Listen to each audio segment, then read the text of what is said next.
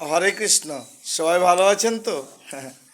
প্রাতকালে জেগে ভগবানকে জাগিয়েছি, নাম সংকীর্তন করে ভগবানের সম্মুখে পুষ্প দিয়ে জলে তৈল প্রদীপে করতালে নাম সংকীর্তন করে মা মধ্য পূজা অর্চনা করেছি।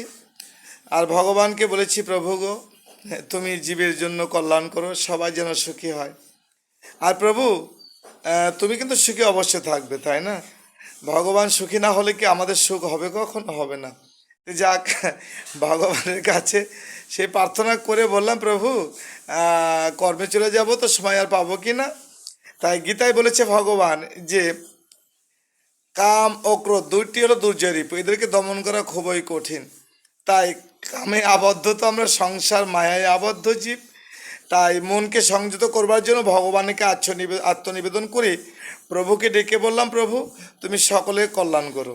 হ্যাঁ, আপনি তো অবশ্যই ভালো আছেন, তাই না? ভালো তো অবশ্যই থাকবেন। সবাই নিত্যকর্ম করুন, পূজা অর্চনা করুন, ভগবানকে ডাকুন। ব্রাহ্মণদেরকে কখনো অবজ্ঞা করবেন না। ব্রাহ্মণদেরকে দর্শন মাত্রই প্রণাম বা নমস্কার জানাবেন, তাহলে মঙ্গল হবে, দিনটা ভালো যাবে। ব্রাহ্মণ কিন্তু মনুষ্য জ্ঞানে দেখা যাবে না। তো যাক, এটা তো আমি বললাম, কিন্তু আপনারা মানবেন কি না সেটা আমি জানি না। তবে মানলে ভালো, না মানলে কী হবে সেটা আমি জানি না, বলবো না। তো যাক, হরে কৃষ্ণ, সবাই ভালো থাকবেন।